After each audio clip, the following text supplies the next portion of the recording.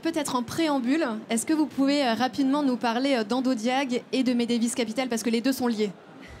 Bien sûr, donc Endodiag est une société dans le domaine du diagnostic médical. On travaille sur le développement de solutions de diagnostic d'une maladie qui s'appelle l'endométriose en santé de la femme.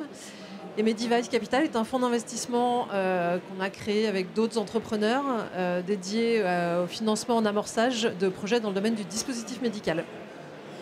Alors, ce qui est intéressant, c'est que vous entreprenez dans le médical très tôt, à 25 ans déjà. Vous créez Bioprofil, suivi d'Endodiag dont vous venez de nous parler. Qu'est-ce qui a motivé votre engagement justement dans le diagnostic médical, à vous engager dans le diagnostic médical, et plus précisément sur ce sujet de l'endométriose? Comme souvent dans la vie, une histoire de rencontre. Effectivement, je continue de dire la chance de créer ma première société à 25 ans, que j'ai développée pendant une dizaine d'années et que j'ai cédée après 10 ans et pas mal de phases de développement. Et effectivement, après une petite pause, j'avais envie de me réimpliquer dans un projet dans la santé. Je ne savais pas forcément encore lequel, et j'ai rencontré des médecins et des biologistes qui travaillaient sur cette maladie. Que je ne connaissais pas, dont je n'avais jamais entendu parler. Et quand j'ai commencé à creuser, j'étais choquée de l'état de non-connaissance autour de cette maladie. Et j'ai trouvé bien de pouvoir utiliser ce que j'ai pu apprendre en tant que jeune entrepreneur sur un nouveau projet et à essayer de commencer à travailler avec eux et à réunir une équipe pour essayer d'améliorer le diagnostic d'abord des patientes, une femme sur 10 atteinte de cette maladie. J'allais vous redemander en effet les ordres de grandeur, parce que c'est pas rien. C'est une femme sur 10, c'est un délai moyen de diagnostic de 8 ans, donc c'est très long, et comme c'est une maladie évolutive, malheureusement, effectivement, elle crée des dégâts quand elle est silencieuse et qu'on n'a pas réussi à la diagnostiquer tôt. On va s'intéresser davantage au projet. Comment est-ce que Endodiag, quelque part, est passé d'un projet pionnier à une entreprise reconnue? Et j'oublie pas Medévis Capital. Quel est le lien entre ces deux structures? Alors, c'est un long chemin. On est parti encore une fois d'une maladie dont on ne savait pas grand-chose. Donc il y a eu beaucoup de travail amont de recherche. Après, il y a eu des caps importants. On a passé beaucoup de temps au début à travailler avec des associations de patientes pour faire comprendre, connaître, reconnaître la maladie, à la fois au niveau français et au niveau européen, à différents niveaux, à la fois au niveau du grand public, du communauté médicale, des autorités, parce qu'effectivement, j'aime bien raconter cette anecdote qui est un petit peu, qui nous a déstabilisés au début. C'est quand on a essayé d'avoir des financements au niveau de la Commission européenne, en fait, la maladie cochait aucune case. Donc en fait, elle ne rentrait dans aucune case et c'était pas possible de développer des projets à grande échelle.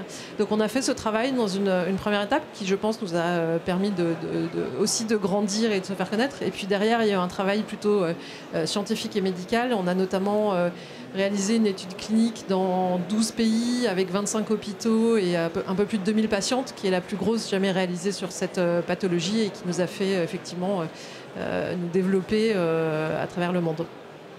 Il y a un sujet de financement. Un sujet de financement, effectivement. Endodiag rentrait dans les critères de ce qu'on voulait faire avec le fonds Medévis Capital. Donc on a été le premier investisseur en amorçage dans la société, qui a été auto-accompagné et accompagné par mes partenaires et mes associés de Medévis. Et puis on a des fonds qui sont arrivés dans un deuxième temps, des fonds français, pour nous aider à passer les étapes suivantes et à accélérer le développement. Peut-être juste pour bien comprendre, quelle est la particularité de votre approche, peut-être aussi en termes de différenciation? Sur Medévis? Oui. Ouais. Alors, Medévis, en fait, c'est un fonds, je ne vais pas dire rebelle, mais c'est un fonds qui est né d'expériences peut-être un peu plus compliquées avec des investisseurs dans nos vies précédentes, où on a été frustrés à l'époque de ne pas avoir des investisseurs qui connaissaient bien le milieu dans lequel on évoluait, le marché dans lequel on évoluait. Moi, j'ai eu la chance de travailler avec ma première société, avec un fonds américain ultra spécialisé. J'ai beaucoup appris avec eux et j'ai eu des gens qui m'ont beaucoup apporté dans cette phase-là de développement de l'entreprise. Et puis quand je suis revenue en France et voulu recréer des sociétés ou participer à des créations, à l'époque, il n'y avait pas beaucoup de fonds dans lesquels il y avait des entrepreneurs au sein de ces fonds. Et il n'y en avait pas beaucoup qui faisaient que du dispositif médical. Donc avec l'associé avec qui j'ai monté ce fonds, qui avait un peu le même parcours, on s'est dit pourquoi pas créer un fonds.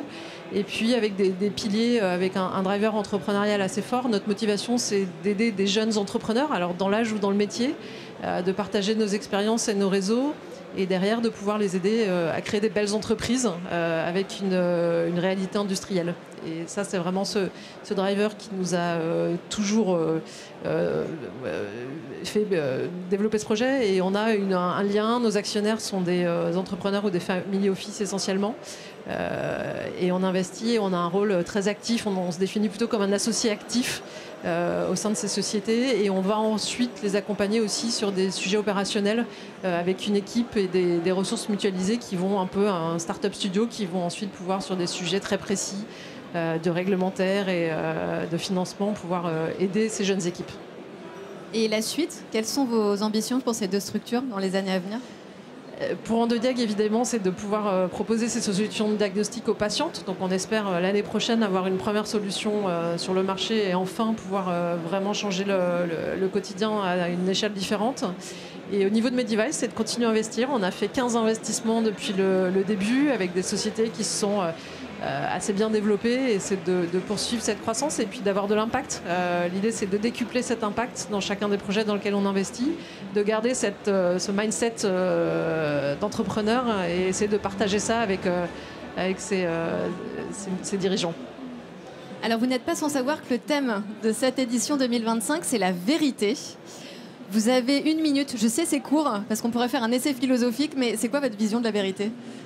Il y a beaucoup de choses qui ont été dites aujourd'hui. La vérité, on en a besoin en ce moment, et je pense qu'effectivement, les entrepreneurs doivent porter cette vérité.